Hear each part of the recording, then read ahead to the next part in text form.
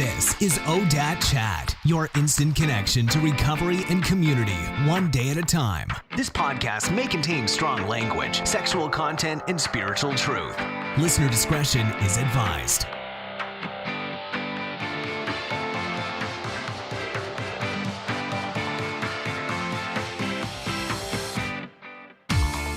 Today's episode is brought to you by Audible.com. This is my most favorite app. I have about 64 book titles on my phone. I don't listen to the radio that much anymore. I listen to Audible books when I'm driving or going to the grocery store or shopping at the mall or whatever, or laundry, who knows. So I just am obsessed with, obviously, with this app. There are so many amazing authors out there, some who have been on the show. And I think the one I'm listening to right now is called Playing Big by Tara Moore. She's amazing.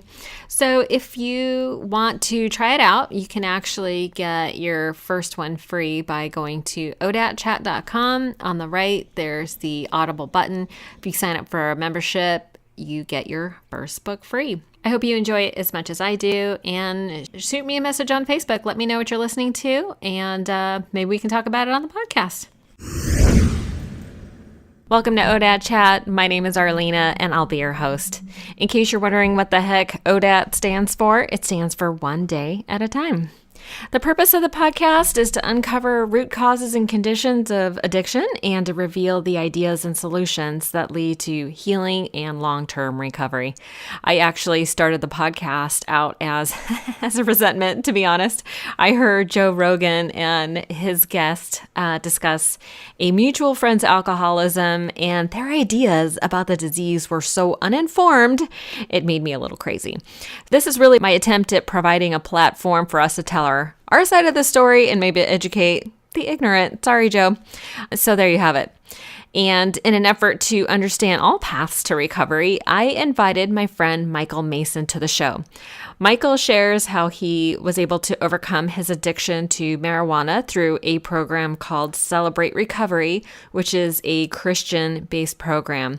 I had heard of it, but really had no idea how their process worked, so I invited Michael onto the show to talk about how it compares to traditional 12-step programs and, his experience with that. So Michael also shared the details of what life was like growing up with a father who sounded extremely strict and, neglectful, abusive, really, and how it affected Michael's self-esteem and his siblings growing up.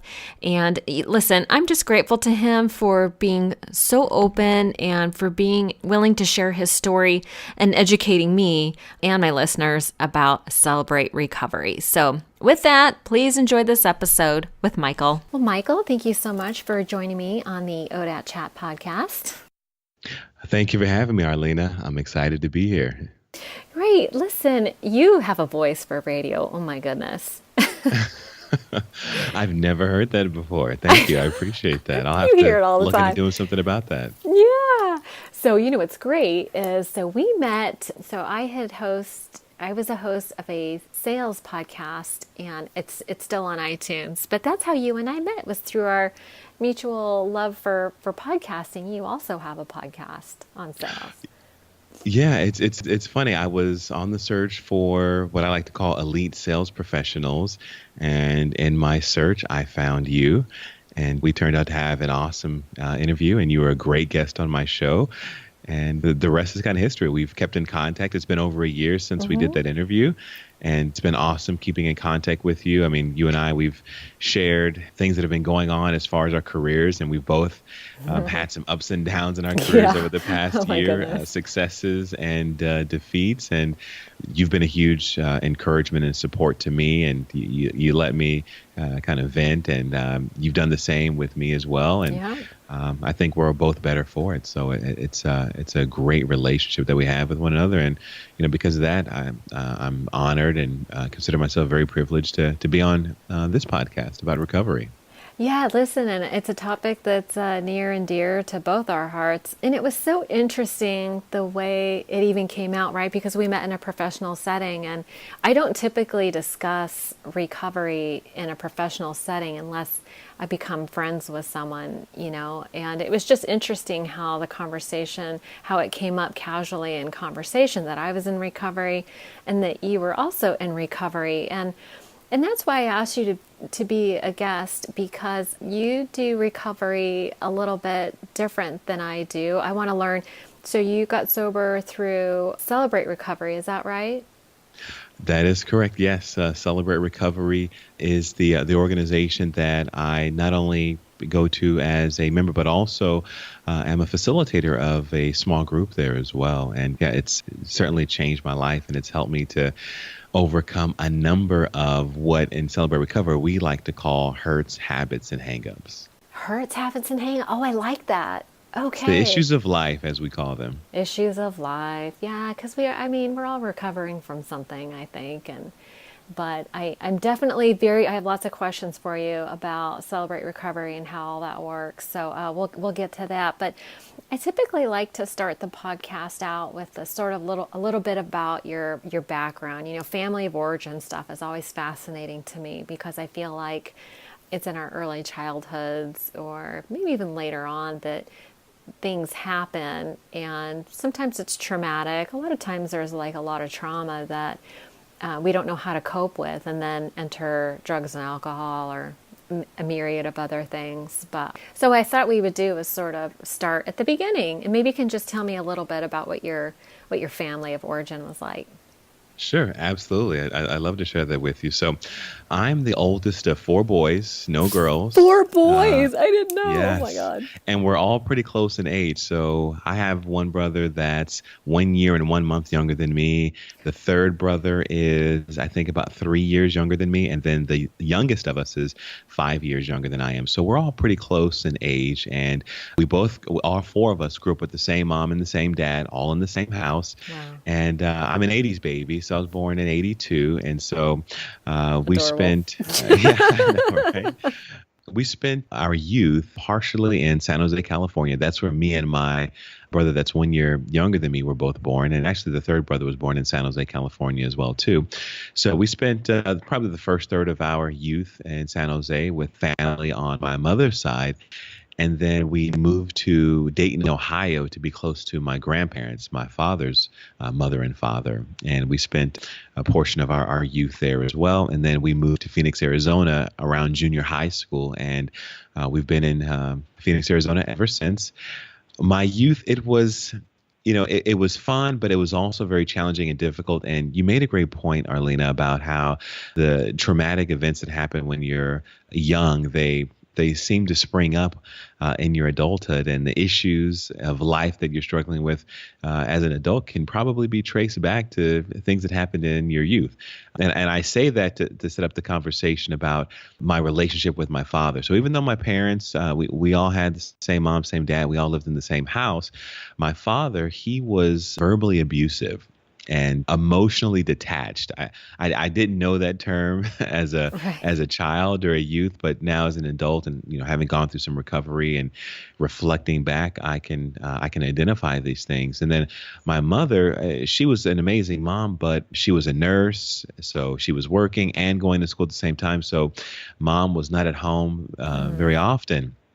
And so, that was difficult as well. But the biggest thing for me, I think, just speaking about myself and my youth, is I wanted love and affection and attention from my father that I didn't get. I was into sports, for example. I was a big athlete as a youth, and if you played any sports, or even if you did any activity, the most important people that you wanted to see you perform were your mother and your father. And Sure. My mom, she couldn't make it most of the time because she was working or she was in school. And my dad, he just voluntarily chose not to attend. And so Wow.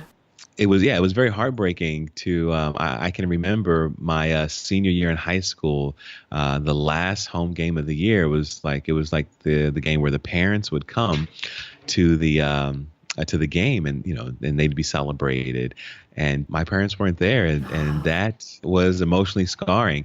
I had colleges recruiting me all over the place, and there'd be basketball tournaments that I'd need to be at so that they could see me, and my dad, he wouldn't take me. He'd make me stay home. So there were just all these. Whoa.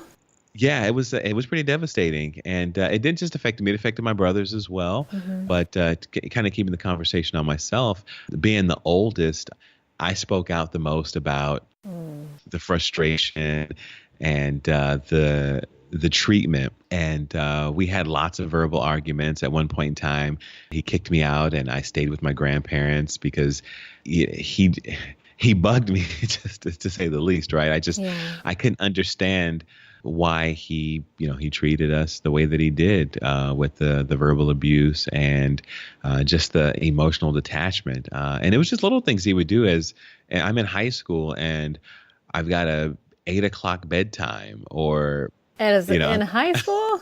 yeah, and I get it. He was in the military. Maybe that has something to do with it. His father was in the military.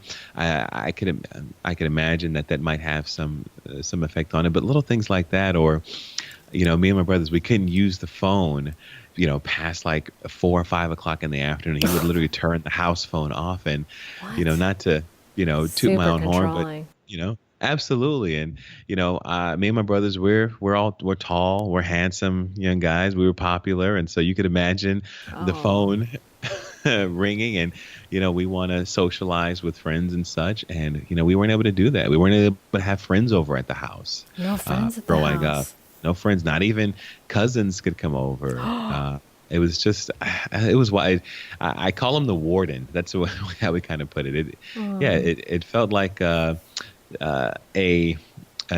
weird form of slavery growing up, and Prison. that's probably a better way to describe it. It did feel like prison, and it was really challenging. And the biggest and most traumatic event that I think happened in my youth, and this was, I believe it was my first year of college. Him and my mom, they were together, but they weren't together. Like, they lived under the same roof. But again, there was no emotional connection there. And I just had this sensitivity about things. And I just had this feeling something was about to happen between the two of them. I didn't know what, couldn't really put my finger on it, but something just didn't feel like it was right. And I just had a feeling something was going to pop. And we had a family reunion on my mother's side of the family. And we all went to a park where we held the family reunion at. But he didn't go. Which wasn't uncommon. I mean, even my family on my mom's side, I mean, they really despised him because they knew the way that he treated us. Oh, and sad. yeah, I know, right? But to top it off, we come home from the family reunion, and half the furniture in the house is gone. He's gone. All his stuff is gone. He just packed his things and left, and didn't say goodbye or anything like that. He just, oh my God, where did he go? Disappeared. I'm not exactly sure. He didn't go far. Let's put it that way. Oh, okay.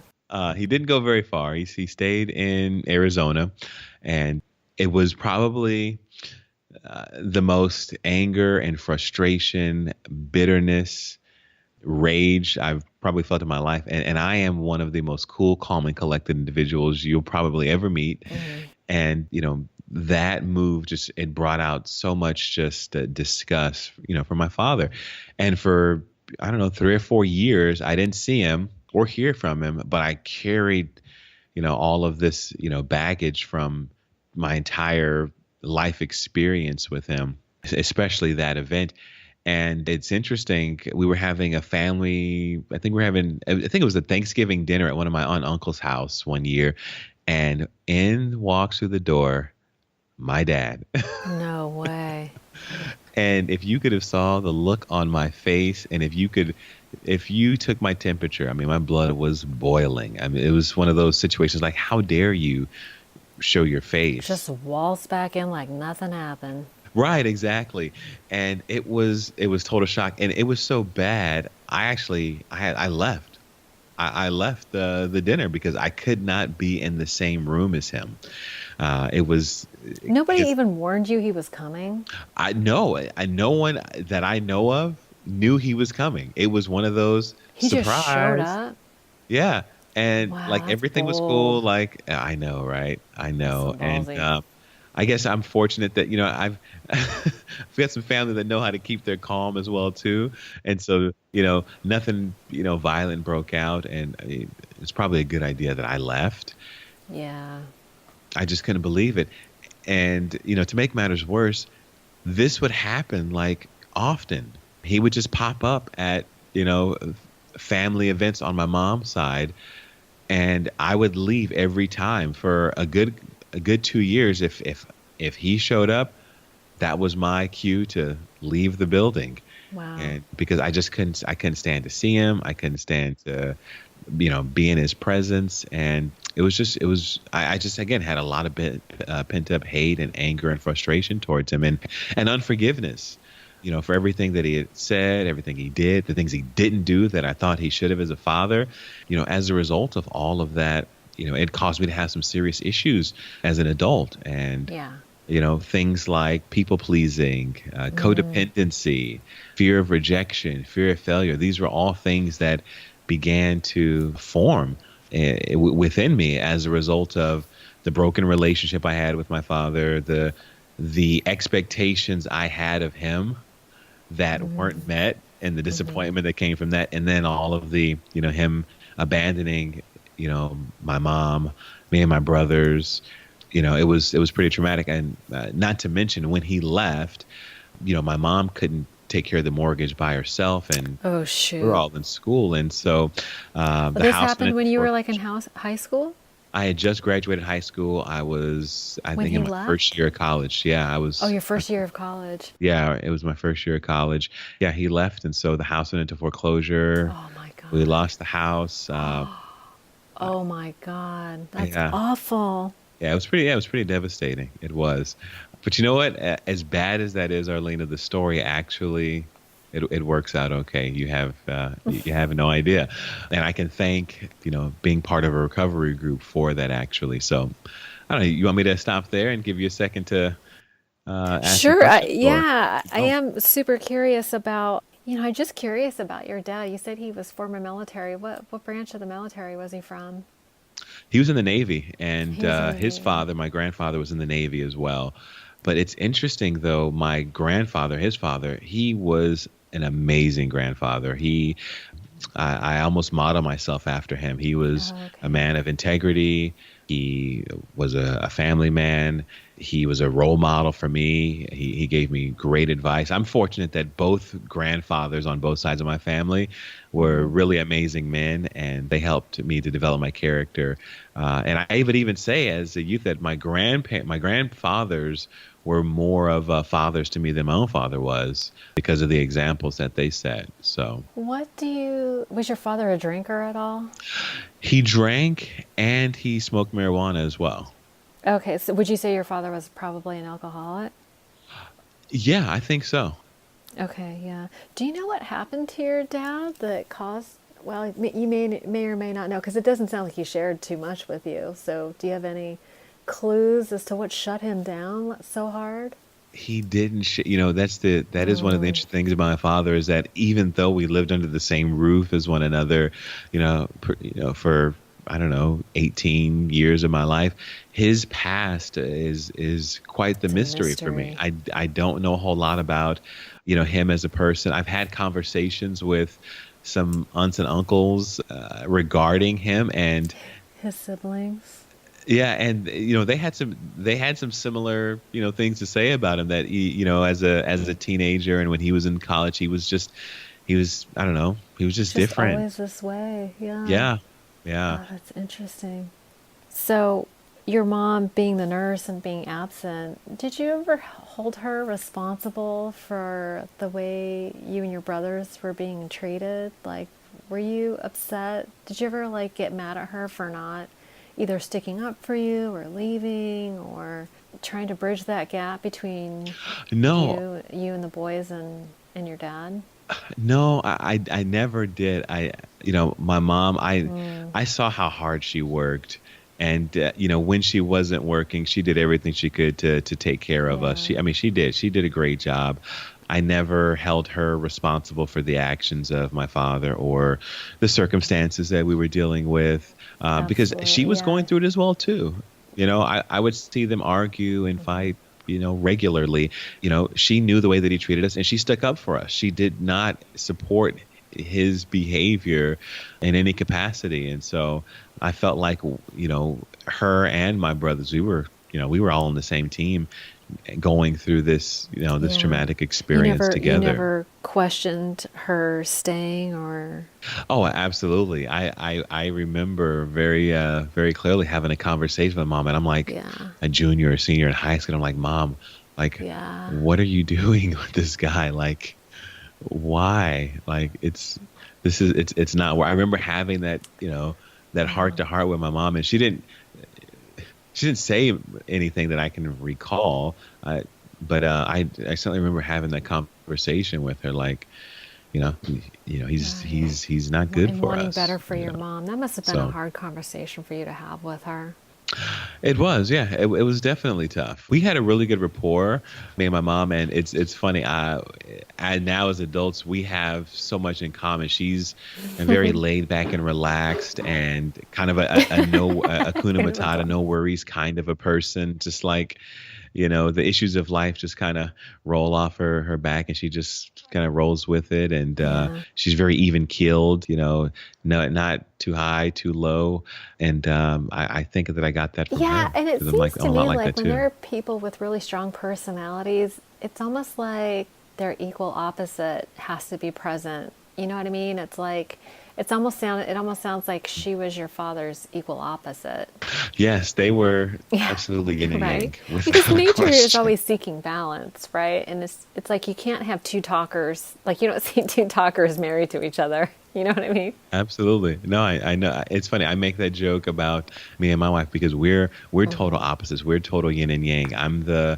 I like to lounge on the couch or, in the backyard on a chair and read a book and just kind of be a homebody. And she's the total opposite. She likes to be out, group of friends, having a good time, being very social. And I'm more of I'm the introvert. She's the extrovert. And it's But you the total balance each opposites. other But out, right? Yeah. absolutely. Yeah. And to your point, if we both were like me, we'd be hermits, right? We'd never go out. We wouldn't do anything. And then if we both were like her, we might be somewhere in a ditch because we're having so much fun. Right. You know? Yeah, and so speaking of having fun, so what is your drug of choice? Did you drink as well as doing other things, or walk me through that a little bit? So it was marijuana was my drug of choice. And the way that I guess marijuana and I became acquainted with one another, I think is kind of interesting. I was kind of sheltered from it to some degree, but I was curious at the same time. So I didn't try it until I moved out of the house when my dad left. But interestingly, every once in a while, I'd like go to the garage to like put some clothes in the washer or grab my basketball out of the garage, and there'd be an Oh my interesting God. odor coming from the my dad's van in the garage, right? Wow. He had a van in the garage. Yes, he did. Later on, I came to understand what that was, but as a youth, I didn't know what it was. When I moved out, I had a roommate that I went to high school with, and we actually worked at the same job. It was a sales call center, coincidentally. So you've been a sales guy a long And, time. Yeah, we moved forever. Yes, Yeah. it's a very, very long time. A lot of our coworkers, became friends with us, and we lived 5 minutes from the call center that we worked at. And so after work, they would all come over to our apartment and hang out. And at the time, I didn't smoke, but all of them did. And so ultimately, just being in the environment of it made me curious, right? I was the odd man out for a while. They respected it. They would ask. You mean ask meaning but they wouldn't, if they could smoke in your house, pressure me in any or way. they would ask you if you wanted to partake? Yeah, they'd ask if I wanted to partake, and for a while I was like, "Nah, I'm good. It's not my thing." But again, that exposure to it, it's almost like if there's, if you have a food addiction, if there's food in the house, like it's gonna kind of calling you, and eventually I found myself like, sure, wanting to fit in. And I think that's what a lot of it had to do with, is wanting to feel part of a group. And it's that whole fear of rejection thing that, I now know that, I've struggled with for a while. And so ultimately I tried it, and it eventually became a regular daily habit where, my roommate and our friends, they smoked. And so I'd partake with them as well. I smoked non-addictive marijuana for many years. Yeah. It's funny how they say that. It couldn't be further from the truth. I know, right? Yeah, I hear arguments about it's not addictive. Yeah, I mean, it's not addictive in the sense that like heroin is addictive. Like when it's absent, like, we don't get you don't get drug sick, I think is what they call it, right? But you still, like, when I had to go without, super irritable and just jonesing for it, just like. Right. And the lengths I would go to go get it. I mean, I'm sure listen, and it wasn't legal. It's still not legal in Arizona, but I mean, can you talk to me about some of the lengths that you would go to make sure that you had it? Yeah, I mean, me and my roommate, I mean, we would drive long distances to get some. I mean, we'd phone a friend that knows a guy that knows a guy that knows a guy. I mean, we'd find neighbors in the apartment complex that, smoked, and we'd go over there, and it was their house. And hang out with people you don't like. I mean, it was pretty crazy. Oh, absolutely. Yeah. Yeah. I can remember being in some shady places with some, questionable individuals. You're so nice. Questionable. Yeah. Yeah. I used to hang out with some downright dirtbags just to make sure, like, I mean, the lengths I would go to. I remember living in an apartment complex, and our neighbors, I mean, they talk in the books about seeking lower companionship, and it's like those lower companionships, they had something over your head too. And I remember just these people making me hang out with, there was like a married couple, and they made me hang out with them forever because they didn't want the other neighbors to think that they were selling weed. Everybody knew, but they'd make me hang out with them. Oh, it's terrible. Yeah. It's pretty obvious. Yeah, I mean, and it got so bad. Here's you bring up a memory. Oh, and let's I'm hear so it. embarrassed This is what I want to hear. So me and my roommate, we moved out of our apartment at one point, and my grandmother, she had a house, and she was renting it out. She had moved out of it. It was just a rental property of hers, and so me and my roommate, we moved in, and we would smoke, and I mean, the house, I mean, it was pretty much ours, and we'd smoke and do pretty much whatever we wanted to do. And mind you, we're early 20s. And one day, me and my roommate, we're getting high. We're getting smoked out. Oh, no, Grandma. And guess who knocks on the door? Grandma. Oh, no. Just to check on the house. And we are both freaking out. The house smells just absolutely terrible. We're blown out of our minds, and Grandma's ringing the doorbell and wants to come in. And we had to hide everything, and try to get somewhat presentable, but there really was no presentable. My roommate, on the other hand, it was fine with him. He could just go in his room and close the door and not come out. I had to actually address my grandma. I had to face Grandma. And I tried to be as normal as I possibly could. And not at all. My grandmother, she's an amazing woman, and I think she knew. Oh, she didn't call you out but she didn't say anything. She didn't call me out on it. Yeah, my grandma. She's so nice. She's one of the nicest ladies I've ever met. She is. But I just, in the back of my mind, she wasn't born yesterday. I think she knows what was going on, but I think it was so much shock. And that's the other thing too. Not only am I the oldest son, I'm also the oldest grandchild as well. So, she looks pretty highly on me, and I think it was more shock than it was anything. Right. She didn't know what to say. Did she take you to? Did you guys grow up in the church? We did, yeah. Actually, I went to church with her. Me and my brothers went to church with her as kids. My mom and dad, they grew up in the church. However, when they became adults and they had the choice whether to go or not, they didn't go. However, every Sunday morning they did make sure we went with our grandparents. So I hear that a lot. Yeah, the irony. The irony, right? That's interesting. No, that's humiliating when Grandma. When you're baked out of your mind and Grandma shows up. Lord have mercy. I know. It's so embarrassing. And you know what? She never brought it up though. It's been I don't know, 15 years, if not more, and she never brought it up. And Yeah, I'm that's so thankful good. for that, though. So it doesn't sound like any. So what happened that made you decide that you needed to stop doing that? Like, how did it become a problem for you? Uh, Panic attacks, anxiety attacks. Yeah, yeah, that did it in for me, and I don't know if it was my conscious or my inner being, speaking to me, telling me, look, this is not for you. But I can remember a couple incidents where I had major panic attacks. This feeling of fear came over me that I was going to be Oh stuck my God. high forever, So you're saying that's a bad and thing? that was not. So- For me it was. So right. hey, call me crazy, but for me Okay. that was scary. I after a while I was like, okay, I'm good. I'm ready to go back Right. to my normal state.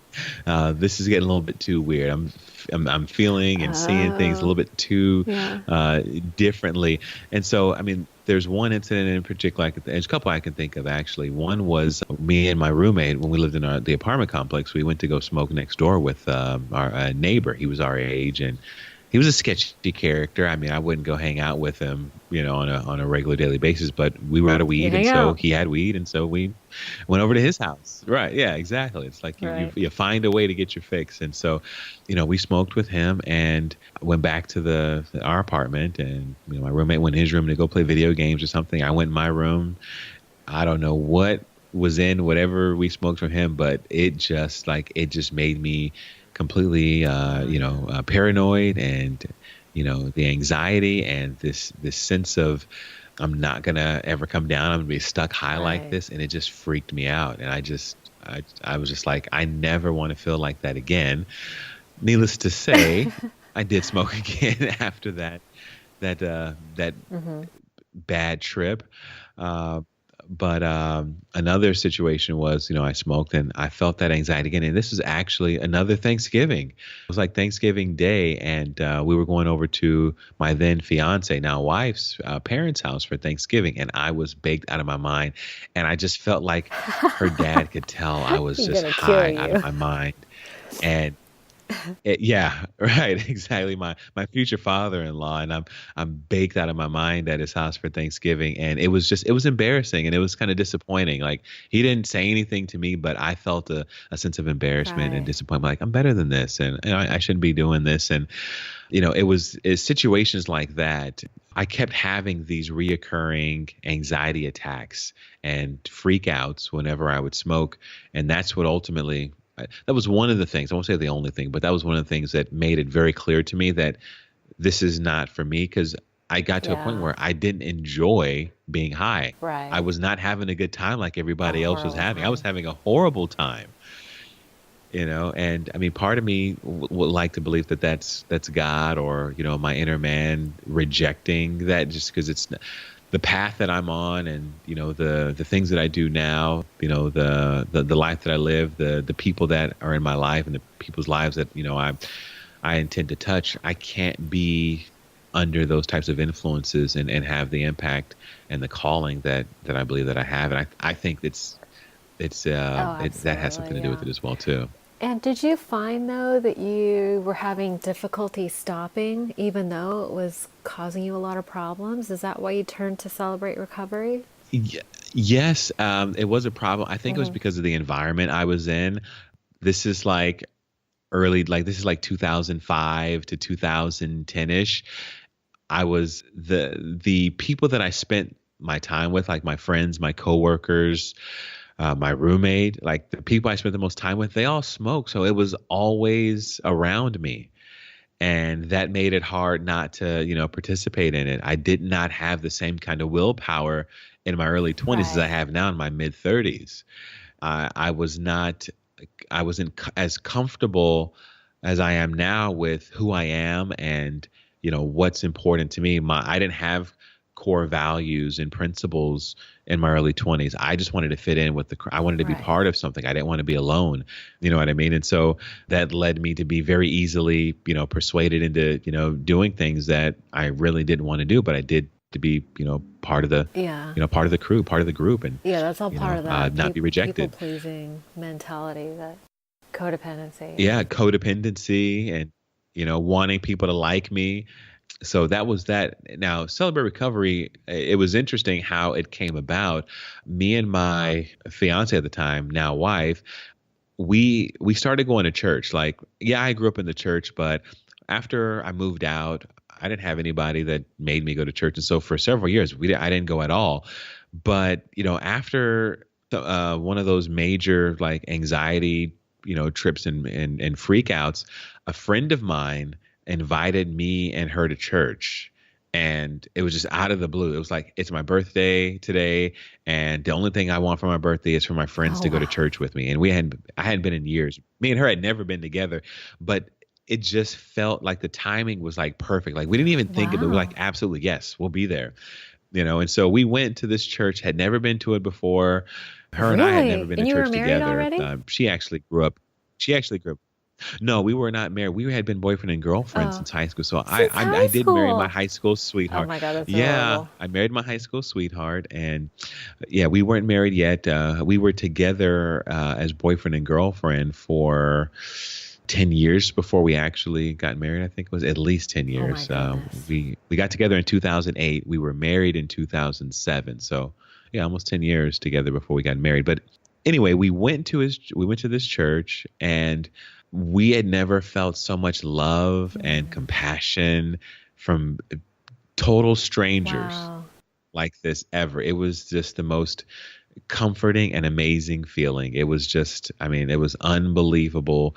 These total strangers, they greeted us, they welcomed us as if we were family. And it felt amazing. It was felt like you were transformational. Home. Yeah, absolutely. And then the message, I can't exactly remember the specifics of the message, but the message just lined up with where I was with my life, and wanting to make some changes and some transitions, and feeling like my life had way more purpose than I was actually giving myself credit for and allowing in my life.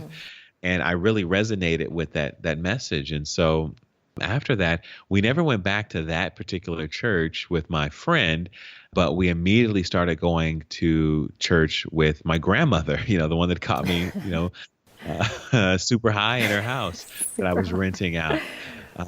And it was the same church that she took me and my brothers and my cousins and my whole family to when we were little kids. Oh, wow. And so we started going, and the first Sunday we were there, it was like something out of a movie. The pastor, he started his message off right where the other pastor ended his message at. They just like went together, and we both looked at each other like, this is weird. Like, what's going on? This can't really be happening. Like, we both were like, did they have a conversation with one another? Did they know about us? Us, right. And it just felt like he was talking directly to me. Isn't that amazing? And it was transformational. Through that, we started going to this church. It's called First New Life. I started, connecting with the youth, the young adults there, the teenagers, the junior high school kids, the high school kids. They were fascinated by me because I'm super tall, and I played basketball, and how tall are you? I wore cool shoes. I'm 6'4", which is not that tall, but tall. it's tall in the sense of average height for guys, but I'm a pretty tall guy, and played basketball, and so they were fascinated by that. I wore cool shoes, and so I wore like Jordan, so things that like young teenagers were interested in, and so they gravitated to me. And it was interesting. High school was really interesting. I had a real interesting experience in high school. I didn't smoke during high school because I was an athlete. I played basketball, so that kept you no drinking in high school even. Did. No drinking, no drugs, I didn't party obviously because I couldn't go out of the house, right? I didn't get invited to any parties, or if I did, I didn't know about them because my dad had the phone off the hook. Oh, right. He was so strict. So he kept you out of trouble. Yeah, I think so. I think so. I guess that's if one there was a thing silver lining out of that nightmare. Yeah, that's one silver lining. Another silver lining, since we're talking about that, is that experience with him. I believe it's made me into the father that I am today. I'm a better father because of the experience that I went through. I know what I went through, and I know I wouldn't want to put any child through that kind of I experience. bet And you're a so great for me, dad. I would like to believe my two kids would say How so if old you are your ask them. children? My son just turned Oh, 6 cute. last month. Yeah. And then my daughter, she's 9 and she'll be 10 next month. Oh, sweet. Yep. But yeah, there's a silver lining, I guess, Yeah. to our relationship, and there's more to actually our relationship, and I'm gonna get to that as well. It does have a happy ending, and Celebrate Recovery does have a lot to do with that. But ultimately, I got asked by the church if I'd be interested in working with young adults. It was perfect because, again, going back to high school, even as an adult, I never forgot what it was like being in high school. There were just so many like pathways that, you had to maneuver. Yeah. There was so much peer pressure. Right. There were all these, there were all these things that could get you in trouble or in jail or even killed in Sure. high school.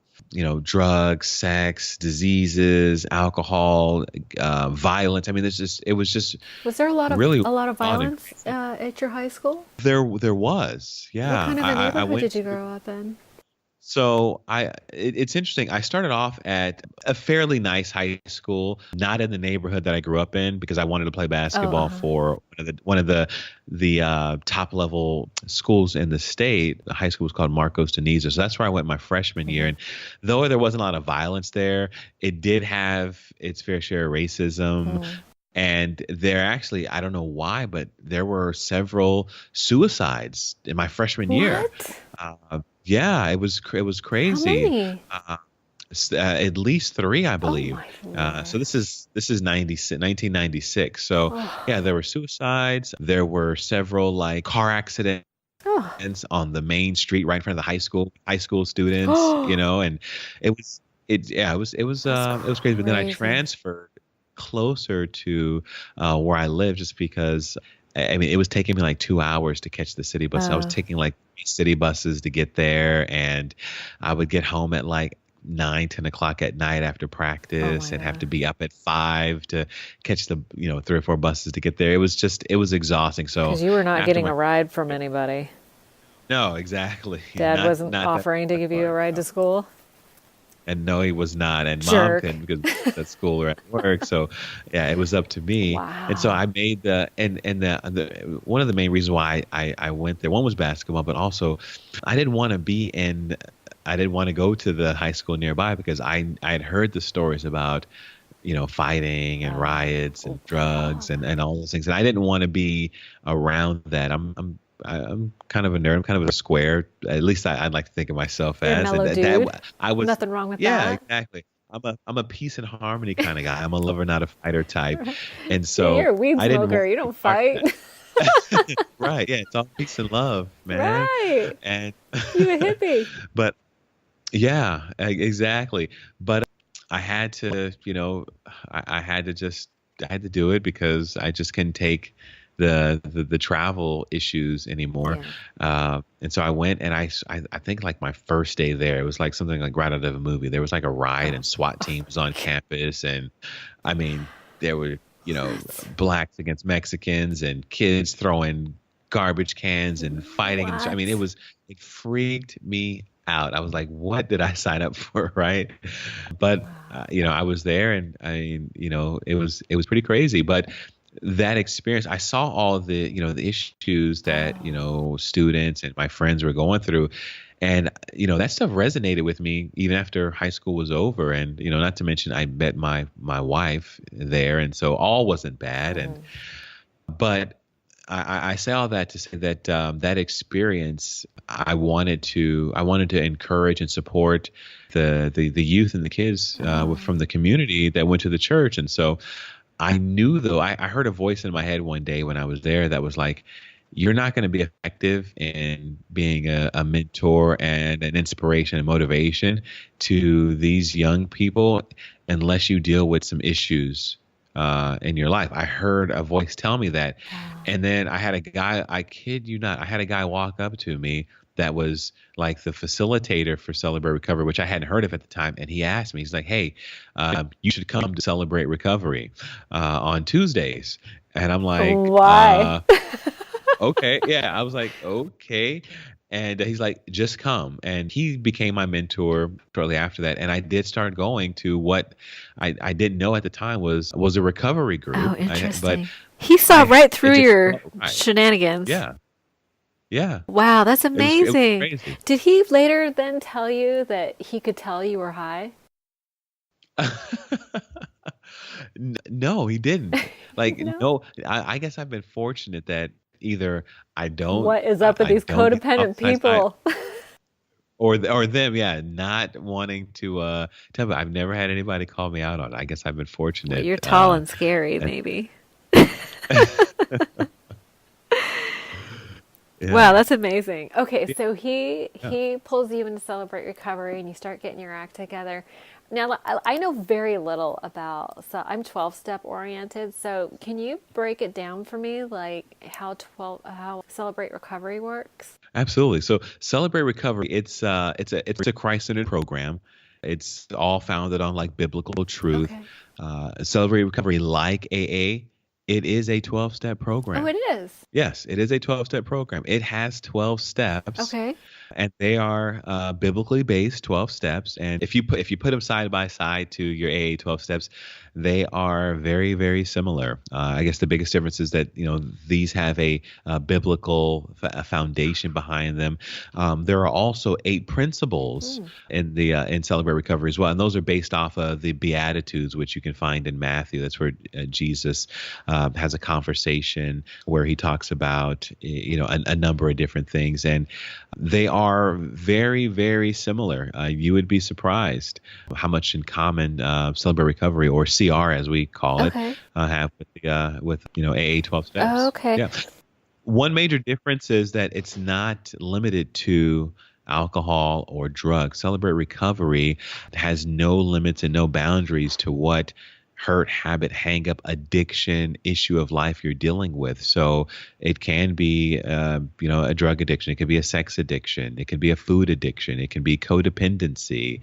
It could be unforgiveness. There's no limit to what issue or addiction you have that Celebrate Recovery doesn't have a place for you. Oh, that's brilliant. I mean, it makes a lot of sense, right? Because we've all heard about all the different 12-step groups. I even heard recently, and I had never heard this, but last Saturday, a newcomer girl told me that she went to a church to go to an Alcoholics Anonymous meeting, and she discovered something called RA, Racist Anonymous, people who have decided that they're racist and they don't want to be.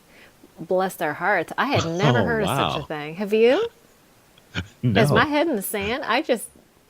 Listen, that's not even in my realm of issues, right? So I'm happy for them, but wow, I was like, I love this idea that CR covers all addictions, mostly because even in the big book of Alcoholics Anonymous, they say that alcohol is but a symptom of a deeper problem, right? And the 12 steps are designed to get you to root causes and conditions, which has nothing to do with alcohol. Absolutely, yeah. And you said it right. It is. It's the fruit of a root, a seed that was planted long before. It's just the result of the issues of life. And I think that's another reason why with Celebrate Recovery it's more broad as far as the description, as far as it not being just addictions, but it could be hurts, like, again, unforgiveness, a habit, right? Like,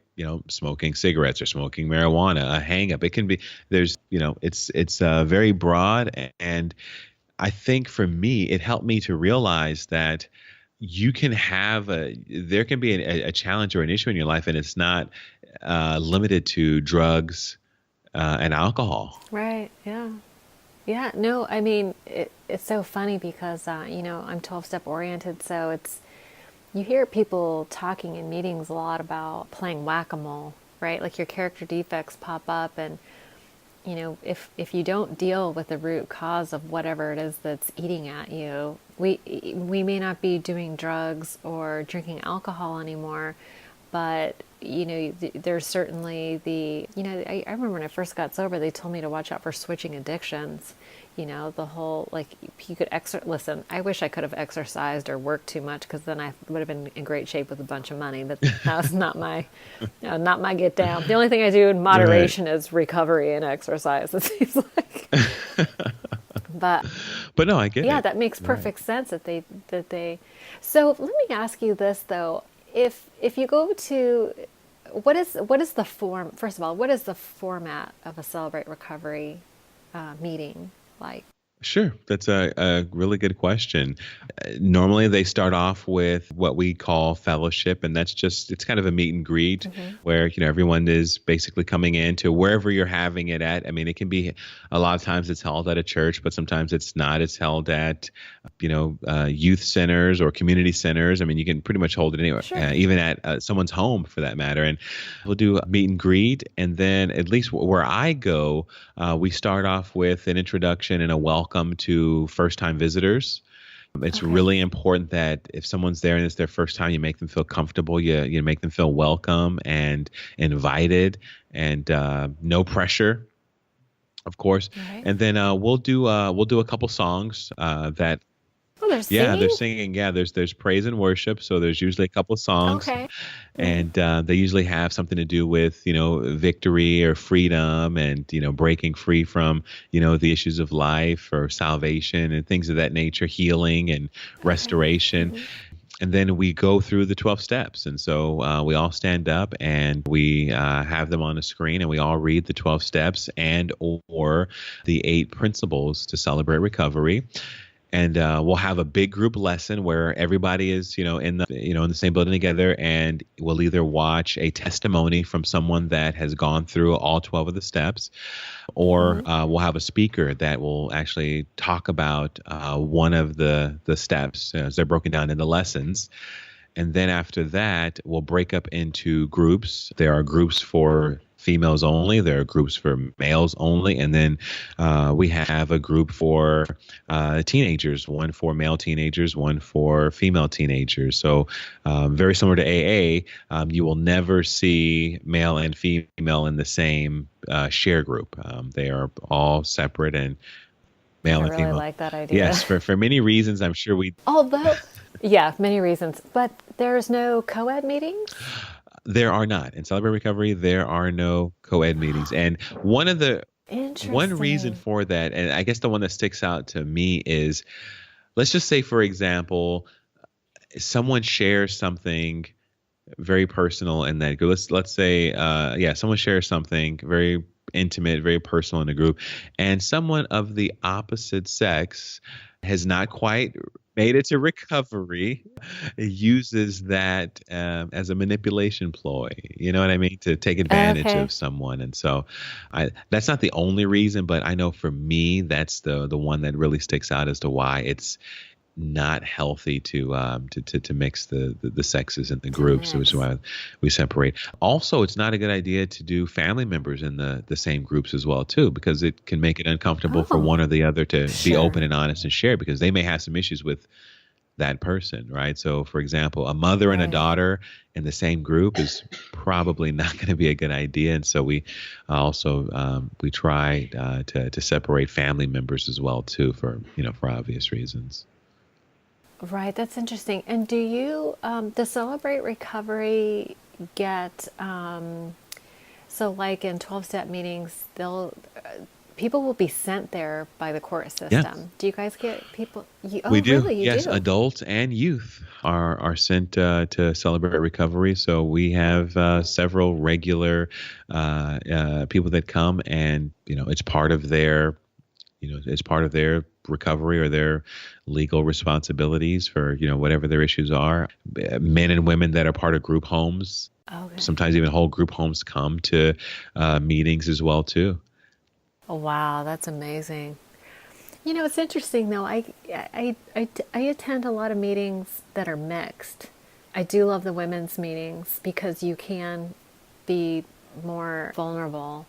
I think, just my personal opinion, I'm not speaking for anyone, but I tell you though, I get so much from the men too though, there's so many men who have really amazing recovery, people that are very charismatic, that carry such a powerful message. I feel like my recovery would be lacking had I not had their perspective and their wisdom. And, I think I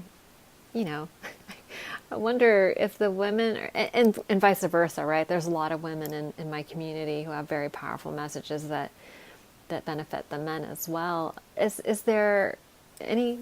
Do you feel like you're missing out on anything? You use a word that I was thinking of as well, and it's perspective. And I think it's possible. However, at least at the group that I attend, we watch these testimonies. And we watch those in the big group, and those testimonies are, men and women. So even though there is no official mixed open share group, which, by the way, we also, when we break up into groups, there's two different types of groups. There's your open share group, where it's exactly what it sounds like. It's more general, and it's for more so for first time comers or those that are just kind of getting comfortable. And it's exactly what it sounds like. It's just an open share of. Right, exactly. No format or topic. Is there a topic? It's typically based off of either the testimony that we watched or the lesson that was taught in the big group, and that'll be kind of the foundation for the conversation. But then there is the more structured 12-step groups, where you're actually walking through each one of the 12 steps in a very process-oriented manner. I believe it's on the 5th step. That's when you do your inventory. And this is where you begin to outline the people that have hurt you in your past or in your life, and the people that you have hurt in your past and your life. And you begin to start putting together a plan of, asking for forgiveness and, accepting forgiveness, as well as writing your personal testimony, where you essentially tell your story in front of the big group of your life, and the struggles and the addictions that you've had, and the how they've affected your life, and the transformation, the recovery that has taken place through walking through the 12 steps of CR. I have a question. So, and I try not to say AA, but anyway, and so step 4 in Alcoholics Anonymous is about writing the inventory, and then step 5 is sharing it with someone else. So are you saying that people are basically sharing they're doing their 5th step at group level? Yes, as far as sharing it, yes. And in CR, Really? the 4th step says we made a searching and fearless moral inventory of ourselves. And so that's where you begin that process of.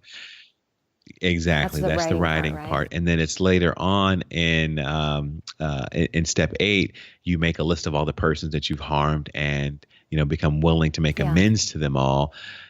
And then at the end of it all, ultimately, you give your testimony, and you're not obligated. We don't make anyone give their testimony, but typically, once you've made it through the 12 steps, you cannot wait. You're so excited. You can't wait to share your story and the transformation that's taken place as a result of it. So people are not sharing as they're going through the process. The sharing doesn't happen. Oh no! Until in your 12-step group, absolutely, yes. So yes. So and again, it's very structured. There are study guides and booklets for going through the 12-step process. And you're not doing it one-on-one, like with a sponsor. You've used the word mentor, which sounds like the equivalent to a sponsor. Is that a fair actually, statement, in Celebrate Recovery, you have both what are called sponsors and accountability partners. And so a sponsor, for example, would be someone that has already completed the 12 steps. And yes, they are in a lot of ways like a mentor. They've been through the experience. They're there to hold you accountable, make sure you're following your steps. They're someone that you can go to if you're on the brink of a relapse, or you have relapsed and you need some help getting things back together. And an accountability partner is someone that is on the same level as you are. And so you guys kind of hold each other accountable, whereas the sponsor is more like a coach, and accountability partner is kind of like a player on the same team as you. Okay. Oh, I like that. Sure. I Yeah. have another Ask question away. for you. I'll have many. You mentioned relapse. So in Celebrate Recovery, if somebody relapses, do you start them over at step one again? Yeah, in most cases, yes. It kind of depends Okay. on circumstances, severity of the relapse, what it was a relapse on. But if they're going through the 12 steps, yes, it's best to have them start from the beginning. Just start over. So because Celebrate Recovery covers so many things, I would imagine that there's some gray area. So does it just depend on the person and their mentor to decide, okay, I think I should start over. That feels like a relapse that warrants starting over from the beginning. Like, how is that decision So process? so How does most that go celebrate down? recovery groups that I'm familiar with, they have a team of individuals that are facilitators, and there's also a director over the Celebrate Recovery group. And so the leadership will come together. And I know where I'm a facilitator for the youth, we have every month we have a leadership meeting where we talk about. What challenges we may be facing in our groups, issues like somebody relapsing and what the best next steps are and how to handle that. There are a few rules or rather I should call them guidelines that we go over at the beginning of each of our groups. And, one in particular is that, what's shared in the group stays in the group. The exception is if someone threatens to hurt themselves or someone else, in a situation like Oh, that, yeah. that is brought to the leadership of that celebrate recovery group, and from there we identify what the next best steps are. So it's not it's a democracy, not a dictatorship, It's not black right? and Yeah, white. and Yeah. yeah, we collaborate and we work out what we believe to be um, the best solution for the group and for the person.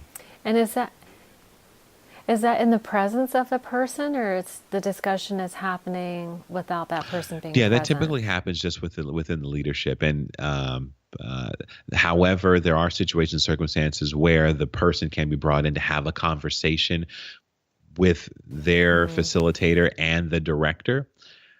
This way, they all understand what next steps are, and there's full disclosure between the individuals that are involved. Wow. Yeah, that sounds like what I'm familiar with as a group conscience Exactly. type of thing. Yes. Yeah. Yeah. Oh, very cool. Oh, that's fascinating. I guess there's a few ways. So what happens when someone decides, I can't hack it and they don't come back? I mean, is there a follow-up, or you just turn them loose and let them come back when they're That's ready? Or I Yeah, guess it just it's I know it's cliche, but it takes a village. So that's where the sponsors and the accountability partners come into play. Part of their responsibility, especially for a sponsor to someone, is to be in contact with them, to find out what's going on, why, what happened, what's motivating you to not want to come back or demotivating you from coming. So the sponsors, the accountability partners, even the directors will absolutely reach out to individuals that we notice haven't been in a few weeks, or have made it clear they okay. don't want to come for whatever reason. So absolutely, I mean that's part of the role of an accountability partner and a sponsor, is to stay in contact with those that are coming and haven't come, and try to do what you can to encourage them to come back. I have mixed feelings about that because with some people, like I tend to sponsor a lot of women, but I'm sort of like, I have a little speech when I agree to sponsor someone. And part of it is I will absolutely meet you at your level of intensity, but I will not carry you. I don't, you know what I mean? It's like, I don't have the time or the energy to try to talk you into something you Absolutely. don't want I to agree with you do. 100%.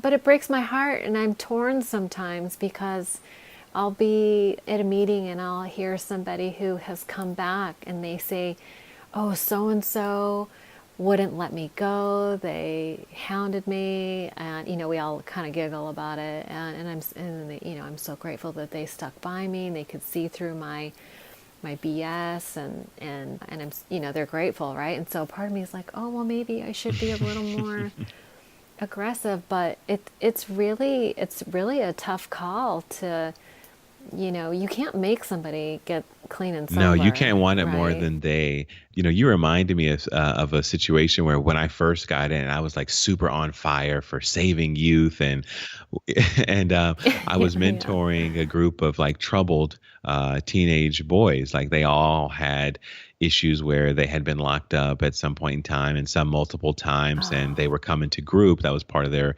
responsibility, and I was hell bent on I'm going to save these kids. I'm going to turn them around. And yeah. I was just putting so much into them. All three of them, they all ended up, either running away from home or getting in trouble and getting locked up. And I felt terrible, and I felt so responsible. Mind you, this is early in, and Yeah. I learned a lesson from the director at the time, and they told me something very simple but very profound. They said, "Support, don't fix." Support them, Yes. don't fix it. Yeah, because you know what? I have done. Here's where I know I'm crossing the line. When I lose my peace, that means I'm taking Yeah. inappropriate responsibility for someone Yeah. else, and I got to reel it Absolutely. in I agree. Hmm. whenever I lose my And when peace. I Yeah. always ask myself the question, do I want their recovery more than they want their recovery? And if the answer is yes, then I've crossed the boundary of, what's under Cross my the control. boundary. And I'm a huge Wayne Dyer fan, and I know, Oh, love rest his him. soul, but he said something years ago. Such a I know, loss. right? But he said something years ago that has stuck with me, and I think it's one of those things that keeps me very level set. And he said, if you can control the situation, there's nothing to worry about because you can control the situation. If you can't control the situation, there's nothing to worry about because you can't control the situation. So either way, whether you can or you can't control the situation, there's nothing to worry about. And I take that and I take the support, don't fix, and I kind of bounce where I'm at with this person off of those two things. And if it seems like I'm crossing those two boundaries, I know I need to take a step back and let them do their own thing and figure it out, on their own. And Yeah. I have a lot more peace because of that, because I was driving myself, up a wall, trying to, make them understand and get it. And it just wasn't working. Yeah, and I feel like I have to realize that they have their own God and their own process, and at the end of the day, I really don't know what's right for anybody. Exactly. I really don't. And I don't know what their process is about. Some people need to hit bottom harder than others. From my perspective, what do I know? People have to learn how to make their own decisions and make their own mistakes. And who am I to tell somebody what they should or shouldn't be doing? That sort of puts me in a position of, it's for me, it's too close to messing around with pride and Absolutely, it ego. is. Yeah.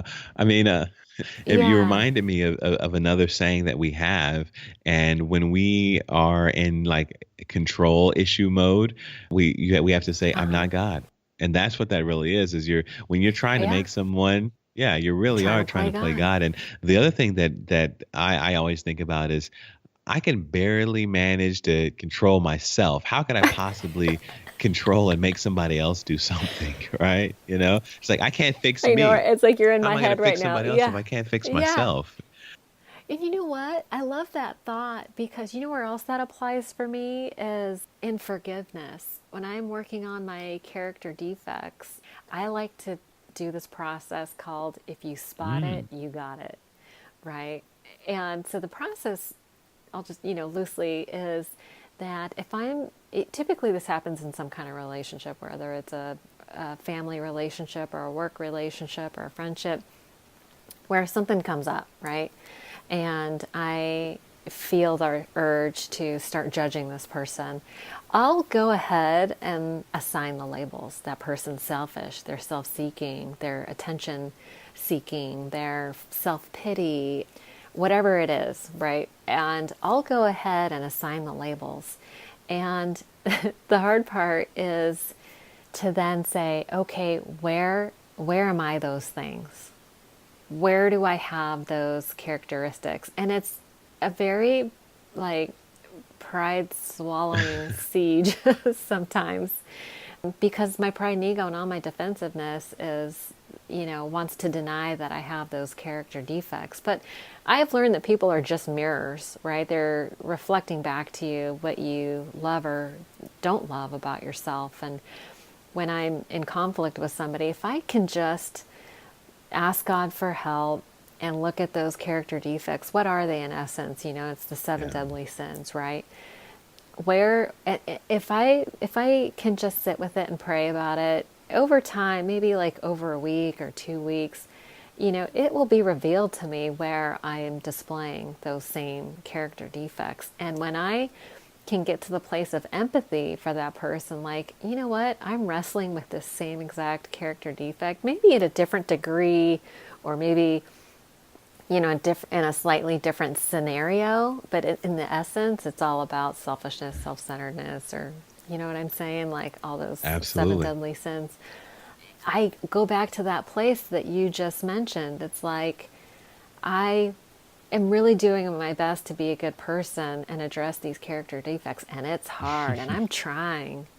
Right? What about these people who have no program, no support, no Celebrate Recovery? How do they get by in life? It's like they have nothing. It's like I have all this love and support, and I'm still struggling. It is heartbreaking, and especially for me when I see teenagers that are just going through it. I mean, and a lot of the reasons why they are where they are, some of them is not their fault. They didn't choose to be born in a broken home, or to be born to parents that have, drug and alcohol addictions, and, they're are neglectful, right. abusive. And so it can be, and I think that's one of the reasons why you can sometimes cross that border, because you're going beyond empathy.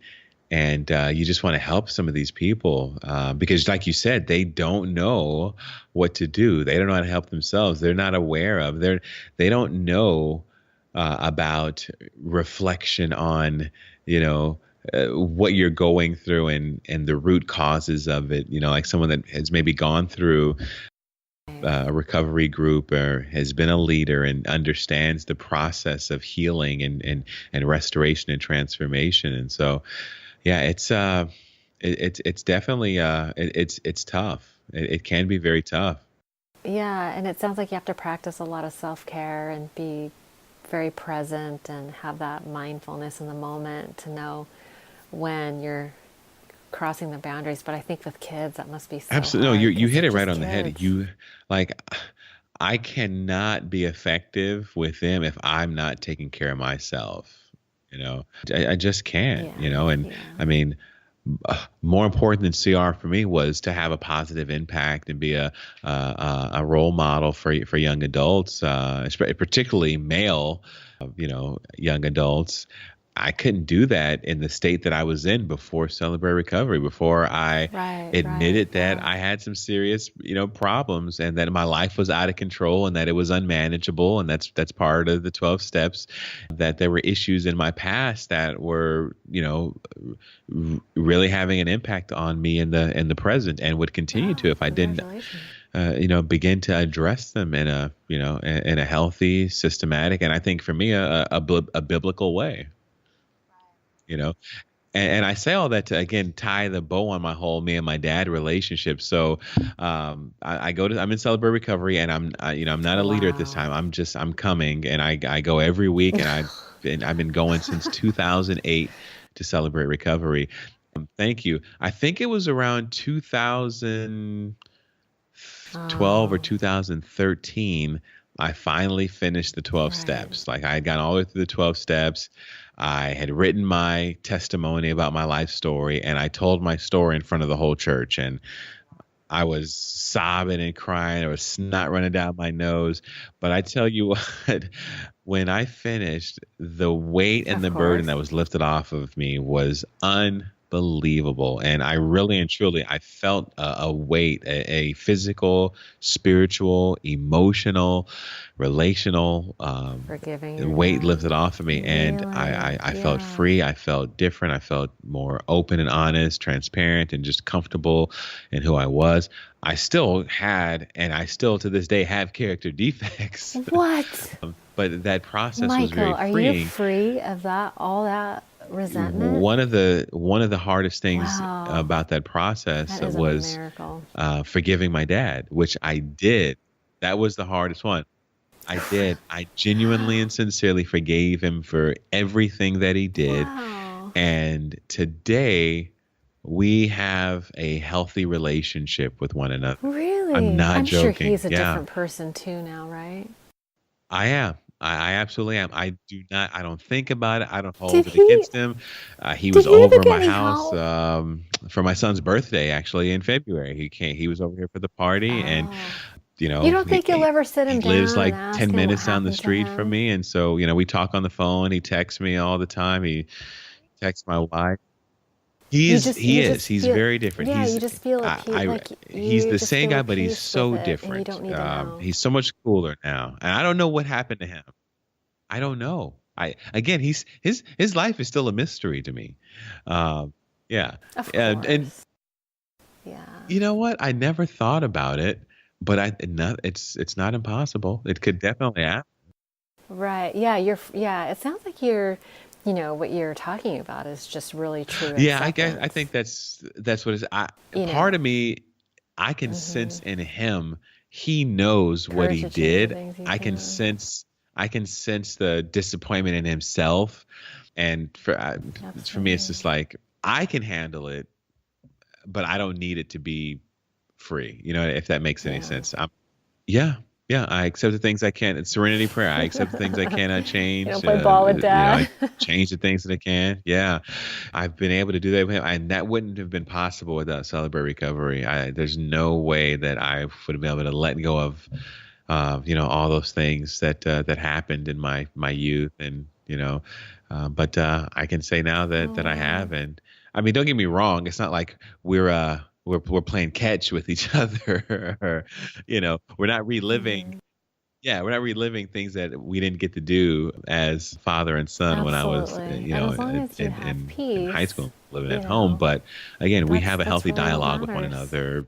He's come over to the house and hung out and played with his grandkids, and we've had talks, and That's a I've beautiful I've thing. helped him out with a few Yeah, things that's here really and there, and beautiful. so Wow, I've learned so much about I Celebrate think those are Recovery, and signs of thank you so much for true sharing forgiveness that. and acceptance of We're coming up on our time, and I have so many. We might have to do. You know what I might do is go to a Celebrate Recovery meeting, and then maybe we'll do a round two, and I can ask you some more questions because I bet if I went, I know I got to check it out now. I'm gonna go to all the things. There are many ways to get sober. There's I think it's called Refuge. I want to say Refugee Recovery. I don't think that's it. It's like Refuge Recovery. There's so many different you programs out should. there, but and I want to learn about all of them. I'm sure that they all have things about them that different tools to help people recovery, and I'm all about the solution. So I'll go to a meeting and check it out. We'll have to do round two, but I usually wrap up the podcast with, since it's ODAT, meaning one day at a time. And I suspect I know the answer to this question, but do you have like a daily or weekly routine that you follow that helps you stay sober? You know what? I am a man of routine, and my daily, kind of rituals or routine, so to speak, it does keep me sane. So, like you and I were talking before the interview, I'm one of those crazy people that whose alarm 3 a.m. in the morning every day, even on the weekends. Yeah, and 3 a.m. Ooh, I think that's a certain kind of but sickness. let me tell you, I start my day. I get up, and I get up at 3, Okay, get and up I go to the early. gym, and the gym is, for me, it's physical and mental exercise and emotional exercise. Help me. It really, it de-stresses me for the day, actually. And so I go to the gym, Sure. I come back home, Yeah. take a shower, I pray, meditate, I read a book I read a chapter of a book, whatever book I'm reading. I'm always reading a book nonstop. I make myself breakfast, and then I get dressed for work. And on my way to work, I'm in the car. I don't listen to the radio. I listen to podcasts on, if it's not sales, it's something that has to do with, well-being or spirituality, something of that nature. And that process, before I get into the office, I'm like ready and set to go. My mind is focused. I have my intention set for the day. And for me, that routine, having a structured day keeps me from, slipping and sliding. It's when I don't have an organized structure that it's easy to, backslide into things like obsessive overeating. I know we didn't talk about present issues for me, but obsessive compulsive overeating is something that I've struggled with. Obviously, I've talked about codependency and fear of rejection and fear of failure. So to help neutralize those things, I say affirmation, prayers. I talk about what I want, not what I don't want. I speak, about those things, and those are all just everything that I do. There are ways to keep me in the state of mind for optimal performance. To be the person that I aspire to be, and I believe that God has purposed me to be, and I can always tell the difference when I don't follow my normal routine, or if something happens unexpectedly that throws me off my routine. I can always kind of tell that things are a little bit different. So that's my process. Yeah, I love it. You and I are a lot alike. I have lots of books. They're everywhere. I'm always knee deep in books. Always trying to feed my. And there's so much good information out there. I mean, I have a resource list on the ODAT Chat podcast page, just because there is so much good information out there, and my mind wants to chew on the negative stuff, and my mind left to its own devices will start thinking about negative things. So I always like to feed my brain something positive for it to chew on, instead of defaulting to something negative. So yeah, I totally get it. Good deal. Well, listen, Michael, thank you so much for your time. Thanks for educating me on Celebrate Recovery, and I'll have to go check out a meeting and report back. Please do. I can't wait to hear your thoughts. I really can't. I'm looking forward to talking about it. Yeah, it'll be awesome. Yeah. Great. Well, listen, you have a great night. Thank you so much, and we'll talk soon. Okay, thanks, Arlene. Have a good night, too. See you later. Okay, too. Bye-bye.